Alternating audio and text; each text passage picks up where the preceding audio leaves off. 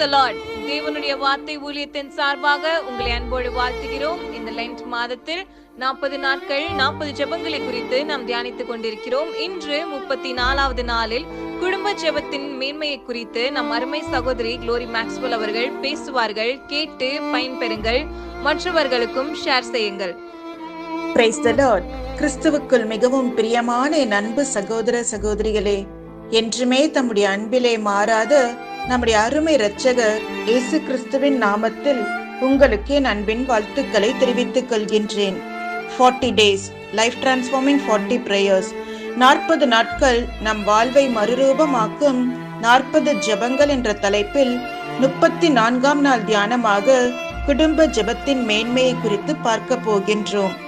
யோசுவா 24:15 சொல்கிறது, நானும் என் வீட்டாருமோ வென்றால் கர்த்தரையே சேவிப்போம். குடும்ப ஜெபம் இல்லாத வீடு கூரை இல்லாத வீடு என்று சொல்வார்கள். உங்கள் வீட்டில் ஜெபம் என்ற கூரை இருக்கின்றதா என்று சிந்தித்து பாருங்கள். ஒரு கூரையற்ற வீட்டில் பகலின் வெயில், இரவின் குளிர், பெருமழை, வீசும் பெருங்காற்று, குப்பை, அசுத்தங்கள் என அனைத்துமே நேரடியாக வந்து சேரும்.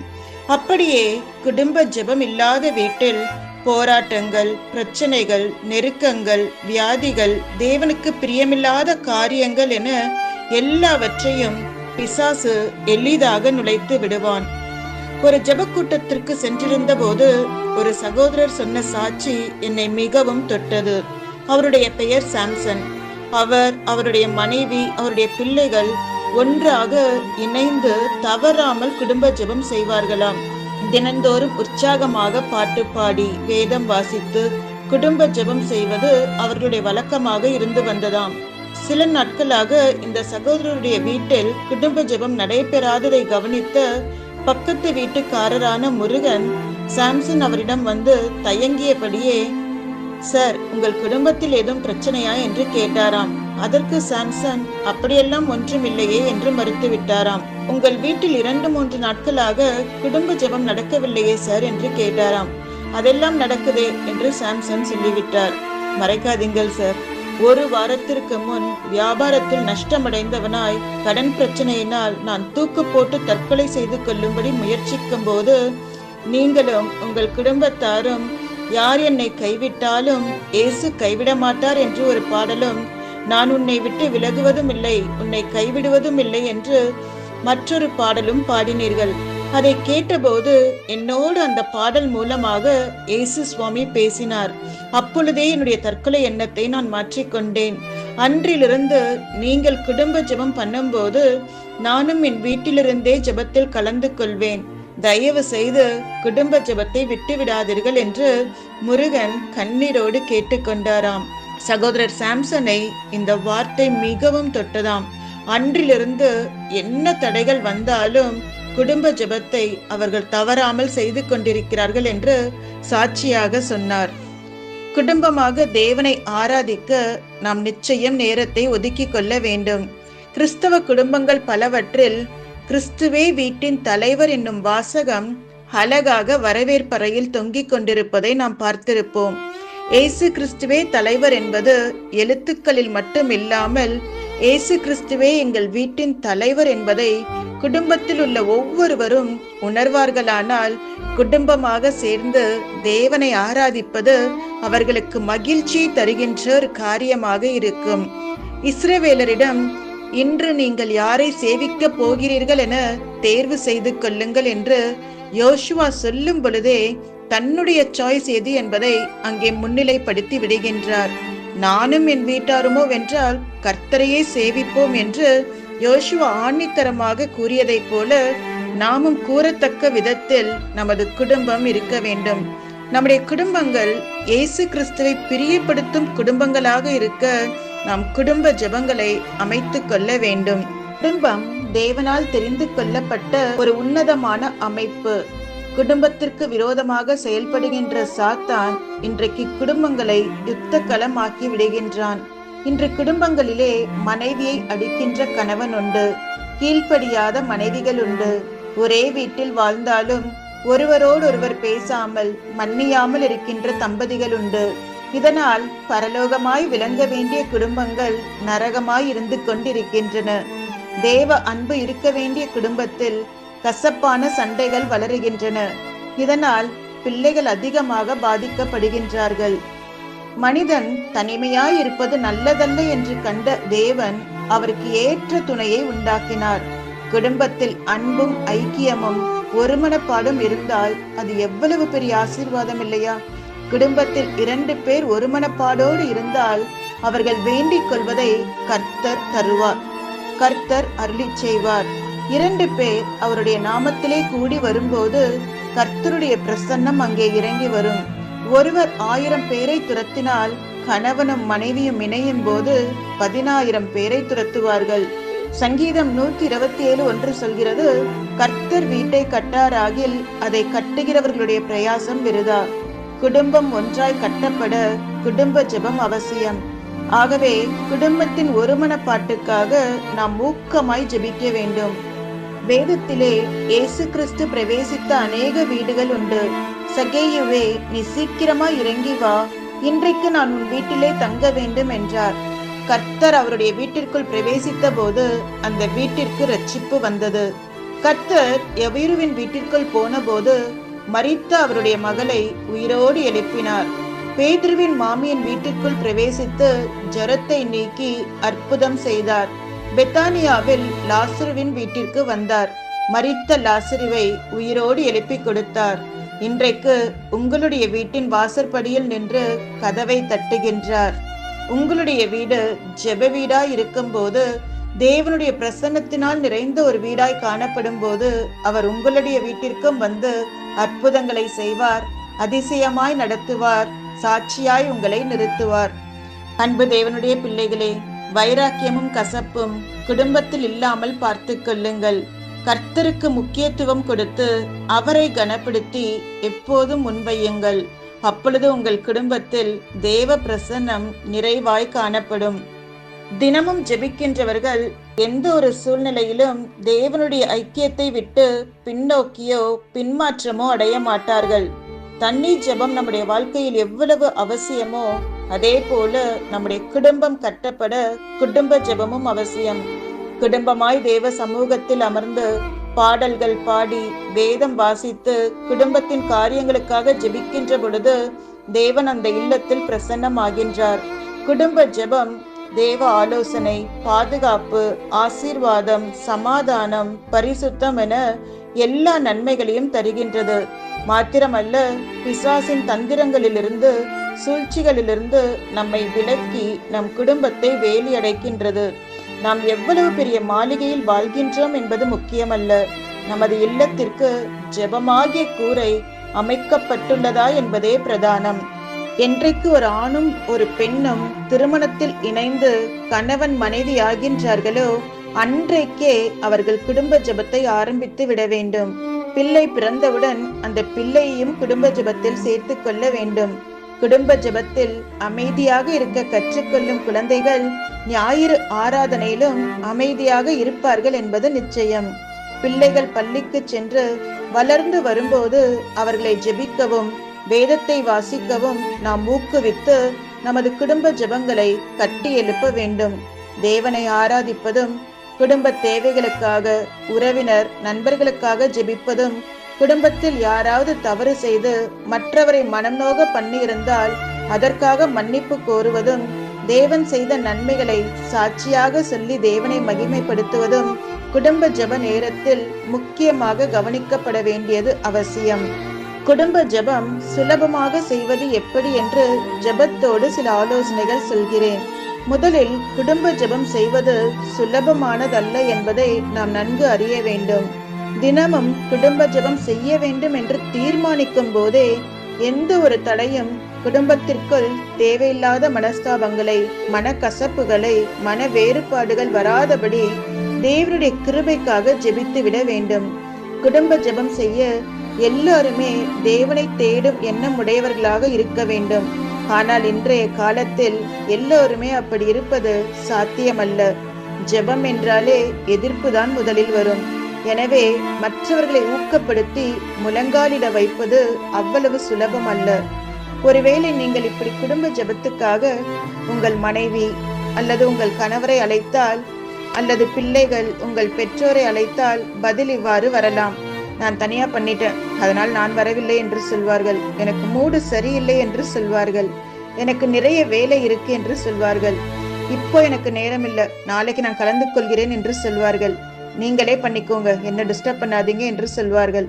அப்புறமா பண்ணலாம் என்று சொல்வார்கள். உன் வேலை என்னமோ அதை பாரு, என்னெல்லாம் சும்மா கூப்பிடாதே என்று சொல்வார்கள். இப்படிப்பட்ட டயலாக்குகளை நீங்களும் கேட்டிருப்பீர்கள் தானே? நான் சொல்கிறேன், குடும்ப ஜெபத்தின் நன்மையை பார்க்கும் வரை இப்படிப்பட்ட பதில்கள் வருவது சாதாரணமானதுதான். வீட்டில் உள்ள ஆத்துமாக்களை ஆதாயப்படுத்துவது அவ்வளவு சுலபமானது அல்ல. இரண்டாவது, நீங்கள் அவர்களை எவ்வாறு கையாளுகிறீர்கள் என்பது மிகவும் முக்கியம். உடனடியாக கோபப்பட்டு கத்தினால் அவர்கள் உங்களுக்கு கீழ்ப்படிந்து அடங்கலாம் அல்லது சண்டையிடலாம். ஆனால் உறவுகள் நிச்சயம் பாதிக்கப்படும். அதனால் முதலில் வீட்டில் யார் ஜெபத்திற்கு வராமல் இருக்கின்றார்களோ அவர்களுக்கு கன்வீனியன்டான டைமில் ஜெபம் செய்யலாம் என்று சொல்லுங்கள். அவர்களுக்கு தெரிந்த பாடலை பாடுங்கள். அப்போது பக்திக்கு ஏதுவான காரியங்கள் அவர்கள் மனதிலே நடக்கும். பின்னர் அவர்களுடைய ஜெப வேண்டுதலுக்காக ஜெபியுங்கள். ஒருவருக்காக ஒருவர் ஜெபிக்கும் போது நாளடைவில் பிரச்சனைகள் மாறுகிறதை பார்ப்பீர்கள். மூன்றாவதாக, ஒவ்வொரு ஜெப குறிப்பு முடியும் போதும் ஒரு சிறிய பாடல் சரணத்தை பாடினால் நன்றாக இருக்கும். நாம் அதிகமாக குடும்ப ஜெபத்தை இரவு நேரங்களில் தான் செய்வோம். அப்படி செய்யும் போது சிறு பிள்ளைகளுக்கு ஒரு வேளை தூக்கம் வரலாம். இப்படி பாடல்கள் பாடும்போது அவர்கள் தூங்காமல் ஜெபிப்பதற்கும் ஏதுவாக இருக்கும். மேலும் யாராவது ஒருவரை சிறிய செய்தி தரும்படி சொல்லலாம். 5-10 நிமிடங்கள் போதும். ஆனால் முன்கூட்டியே சொல்லிவிடுவது அவர்கள் ஆயத்தப்படுவதற்கு ஏதுவாக இருக்கும். அல்லது இன்று வேதத்தில் என்ன வாசித்தீர்கள் என யாரையாவது கேட்டு அவர்களை சொல்ல வைத்தாலும் நலம். நான்காவது, ஆரம்பத்தில் மொத்தமாக எல்லாமே ஒரு 30-40 நிமிடங்களுக்கு மேல் போகாமல் பார்த்து கொள்வது நல்லது. பின்பு ஆவியானவருடைய நடத்துதலின்படியும் உங்கள் மன வாஞ்சையின்படியும் நேரத்தை கூட்டிக் கொள்ளலாம். ஐந்தாவது, ஜெபத்தில் குடும்ப பிரச்சனையை வேத வசனத்தினால் கண்டிக்க முயலாதீர்கள். மாறாக தேவனை பற்றிய அறிவை மட்டும் தொடர்ந்து போதித்து கொண்டிருங்கள். தேவன் மறைமுகமாக யாரை மாற்ற வேண்டுமோ அவர்களை மாற்றுவார்.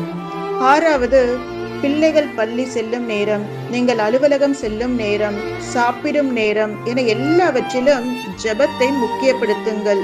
நாளடைவில் ஜெபத்திற்கான இம்பார்ட்டன்ஸ், ஜெபத்தினால் உண்டாகும் பாதுகாப்பு, அதனுடைய பிளெஸிங்ஸ் புரிய வரும்போது நீங்கள் கூப்பிடாமலே ஜெபத்தில் கலந்து கொள்ள ஆர்வமாயிருப்பார்கள். ஏழாவது, ஒரே நேரத்தை இரவு உணவு நேரமாக வைத்தால் இரவு உணவிற்கு முன்பாகவோ பின்பாகவோ குடும்ப ஜெபம் செய்ய பயன்படுத்தி கொள்ளலாம்.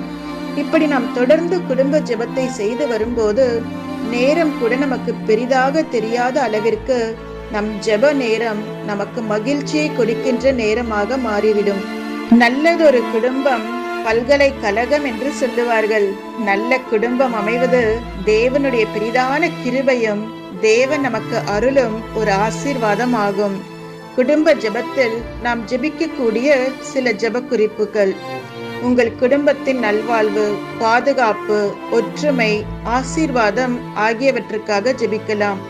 ரட்சிக்கப்படாத குடும்ப உறுப்பினர்கள் ரட்சிக்கப்பட ஜெபிக்கலாம். பிள்ளைகள் கர்த்தருக்குள் வளர்ந்து கனித்தர வளமான எதிர்காலம் அவர்களுக்கு அமைந்திட ஜெபிக்கலாம். நோய் நொடி இல்லாத ஆரோக்கிய வாழ்வு வாழ்ந்திட ஜெபிக்கலாம். வீட்டில் உள்ள வயதானவர்களின் ஆவி, ஆத்துமா மற்றும் சரீர சுகம் சமாதானத்திற்காக ஜெபிக்கலாம். வாலிப ஆண் பெண் பிள்ளைகள் பிசாசின் தந்திரங்களை எதிர்த்து நிற்கும் திராணியுள்ளவர்களாய் மாறி சாட்சியின் ஜீவியம் ஜீவிக்க ஜெபிக்கலாம். குடும்பத்தை குறித்ததான தேவனுடைய தரிசனம் நிறைவேற ஜெபிக்கலாம். தேவனுடைய திட்டத்திற்கு எதிராக சத்ருவின் கிரியைகள் குடும்பத்தில் நுழையாதபடி அனுதினமும் இயேசுவின் இரத்தத்திற்குள் வேலியடைத்து ஜெபிக்க வேண்டும். குடும்ப தேவைகள் யாவும் குறைவின்றி சந்திக்கப்பட ஜெபிக்கலாம். கர்த்தருக்கு பிரியமான நம்முடைய இருதயத்தின் வாஞ்சைகளை கர்த்தர் தாமே நிறைவேற்றிட ஜெபிக்கலாம். மேலும் ஒவ்வொரு குடும்ப உறுப்பினரின் தேவைகளையும் மனதில் வைத்து ஜெபிப்பது மிகவும் அவசியம்.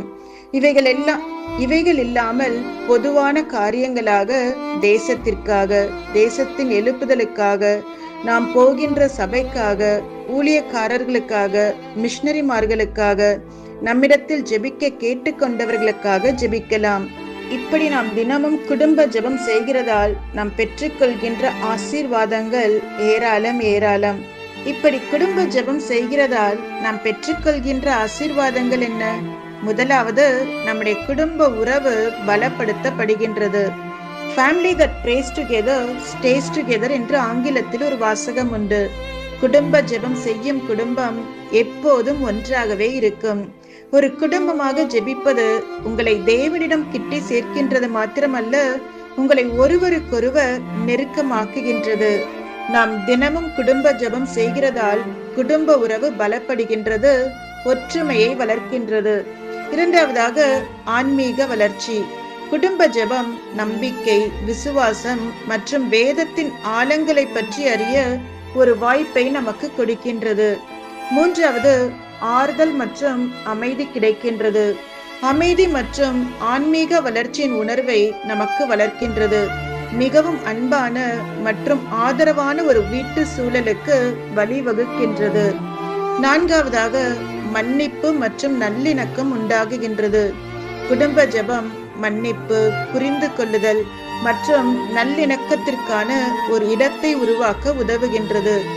குடும்ப ஜெபம் ஒருவர் மற்றவருடைய அன்பையும் ஆறுதலையும் உணரவும், பதற்றத்தை குறைக்கவும், தங்கள் உள்ளுணர்வுகளை பகிர்ந்து கொள்ளவும் உதவுகின்றது. மேலும் குடும்ப ஜெபம் குடும்பங்கள் ஒருவருக்கொருவர் புரிந்துணர்வையும் பாசத்தையும் வளர்க்கவும், ஒருவரையொருவர் மன்னிக்கவும், கடந்த கால சண்டைகள் மற்றும் கசப்புகளை மறக்கவும் உதவுகின்றது. ஒருவருக்கொருவர் பார்க்க பேசக்கூட நேரமில்லாத இந்நாட்களிலே குடும்ப ஜெபம் குடும்ப உறுப்பினர்கள் எல்லாரும் ஒன்றாயிருக்கின்ற ஒரு நேரம். ஒருவேளை உங்கள் குடும்பத்தில் கணவரோ பிள்ளையோ வெளிநாட்டில் இருந்தால் ஜூம் காலில் ஒரு அரை மணி நேரம் கனெக்ட் பண்ணி ஜெபிக்கலாம். சோசியல் மீடியாக்களை எதெதற்கோ பயன்படுத்துகின்ற நாம் இப்படிப்பட்ட காரியங்களுக்கு பயன்படுத்திக் கொள்ளலாமே. இப்படி நீங்கள் குடும்ப ஜெபம் செய்யும் போது, இதோ நானும் கர்த்தர் எனக்கு கொடுத்த பிள்ளைகளும் சீயோன் பர்வதத்தில் வாசமாயிருக்கின்ற சேனைகளின் கர்த்தராலே இஸ்ரவேலின் அடையாளங்களாகவும் அற்புதங்களாகவும் இருக்கிறோம் என்று ஏசாயா 8:18 சொல்கிறபடி உங்கள் குடும்பமும் சாட்சியுள்ள குடும்பமாக இருக்கும் என்பதில் எந்த ஒரு சந்தேகமும் இல்லை. எனக்கன்பானவர்களே, இவ்வளவு காலமும் ஒருவேளை நாம் குடும்ப ஜெபத்துக்கு முக்கியத்துவம் கொடுக்காமல் இருந்திருக்கலாம். ஒருவேளை இதுவரைக்கும் செய்து விட்டு இருக்கலாம். இன்று ஏன் நாம் திரும்ப ஆரம்பிக்க கூடாது? இன்று இச்செய்தியை கேட்டுக்கொண்டிருக்கின்ற சகோதரனே, சகோதரியே, உங்கள் குடும்ப ஜெபத்தை இன்றே உங்கள் வீடுகளில் தொடங்க முயற்சி செய்து பாருங்கள். அது நிச்சயம் ஒரு பெரிய மாற்றத்தை கொண்டு வரும். குடும்ப ஜெபம் செய்து பரலோகத்தின் சந்தோஷத்தை பூலோகத்தில் அனுபவியுங்கள். கர்த்தர் உங்களை ஆசீர்வதிப்பாராக. God bless you. எனக்கன்பானவர்களே, இந்த வார்த்தை உங்களுக்கு மிகுந்த ஒரு ஆறுதலாக ஆசீர்வாதமாய் இருக்கும் என்று நான் நம்புகிறேன். இந்த லென்த் காலத்திலே 40 நாட்கள் 40 ஜெபங்கள் தலைப்பிலே ஜெபத்தை குறித்து பேசப்படுகிற ஒவ்வொரு வார்த்தைகள் உங்களுக்கு ஆசீர்வாதமாய் இருக்கும் என்று நம்புகிறேன். உங்கள் ஜெப வாழ்க்கையை கட்டி எழுப்புகிறதாக இருக்கும் என்று நான் நம்புகிறேன். எனக்கு அன்பானவர்களே, ஆங்கிலத்தில் ஒரு பழமொழி ஒன்று, A family that prays together stays together. அதோட அர்த்தம், குடும்பமாக ஜெபிக்கிற குடும்பம் எப்பொழுதும் ஒன்றாய் இணைந்திருக்கும் என்ற அர்த்தம். நீங்கள் மத்திய 18வது அதிகாரம் 19வது வசனத்தை நீங்கள் படிப்பீரானால், அல்லாமலும் உங்களில் 2 பேர் தாங்கள் வேண்டிக் கொள்ள போகிற எந்த காரியத்தை குறித்து ஆகிலும் பூமியிலே ஒருமனப்பட்டு இருந்தால் பரலோகத்தில் இருக்கிற பிதாவினால் அது உங்களுக்கு உண்டாகும் என்று உங்களுக்கு சொல்லுகிறேன். எனக்கு அன்பார்ந்த, பூமியில 2 பேர் ஒருமனப்பட்டு ஜெபம் செய்தார் பரலோகத்தில் இருக்க தேவன் அதை கேட்டு உடனே பதில் தருகிறார். அப்படி என்றால் ஒருமனப்பட்டு குடும்பமாக ஜெபம் செய்தால் அந்த ஜெபத்திற்கு எவ்வளவு ஒரு வல்லமை இருக்கும் என்று யோசித்து பாருங்கள். நாம் ஒருமனப்பட்டு ஜெபிக்கும் பொழுது பரலோகமே அதை கவனிக்கிறது. நாம் ஒருமனப்பட்டு குடும்பமாக நாம் ஜெபிக்கும் பொழுது பரலோகம் அதற்கு உரிதான பதிலை கொடுக்க காத்திருக்கிறது. அப்படி என்றால் குடும்பமாக சேர்ந்து ஜெபிக்கிற அந்த ஜெபத்திற்கு தேவன் அதை விரும்புகிறவராயிருக்கிறார், அதை கவனிக்கிறவராயிருக்கிறார், அதன் மேல் பிரியமாயிருக்கிறார். வேதத்தை நீங்கள் பார்ப்பீர்கள், சீமோன் பேதுரு சிறைச்சாலையிலே காக்கப்பட்டிருக்கும் போது அவருக்காக ஒரு மனமாக ஒரு குடும்பமாக சபையார்கள் ஜெபம் செய்தார்கள். அதோட பிரதிபலன் என்ன? லோகத்திலிருந்து தேவதூதன் வந்து அடைக்கப்பட்ட அந்த வாசல்களை திறந்து சீமோன் பேதுருக்கு ஒரு அற்புதமான ஒரு விடுதலை கொடுத்தார். அதே போல கொர்னிலியஸ் ஒருமனப்பட்டு ஒரு குடும்பமாக இணைந்து ஜெபித்த போது பரலோகத்தில் இருந்த ஒரு தேவதூதன் அவருக்கு ஒரு ஸ்பெஷலான ஒரு செய்தியை கொண்டு வந்தார்.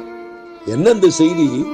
உன் விண்ணப்பம் கேட்கப்பட்டது, நீ செய்த தான தர்மங்கள் கர்த்தருடைய சன்னிதானத்திற்கு எட்டிருக்கிறது என்று செய்திதான். எனக்கு அன்பானவர்களே, நாம் ஒருமனப்பட்டு குடும்பமாக நாம் ஜெபிக்கிற இந்த ஜெபத்தை தேவன் கவனிக்கிறவராயிருக்கிறார். பரலோகம் அதற்கு சீக்கிரமாக பதில் கொடுக்கும்படி கவனிக்கிறதாக இருக்கிறது. குடும்பத்தின் ஜெபம் மிகுந்த பலனை கொண்டு வருகிற ஒரு ஜெபமாயிருக்கிறது. எனக்கு அன்பானவர்களே, நாம் குடும்பமாக ஜெபிக்கும் பொழுது தேவன் அங்கே இறங்கி வருகிறார். அதற்குரிதான பலனை, பதிலை, ஆசீர்வாதத்தை கட்டளிடுகிறார். அதனால் அவைகளை குறித்து சற்று யோசித்து பாருங்கள்.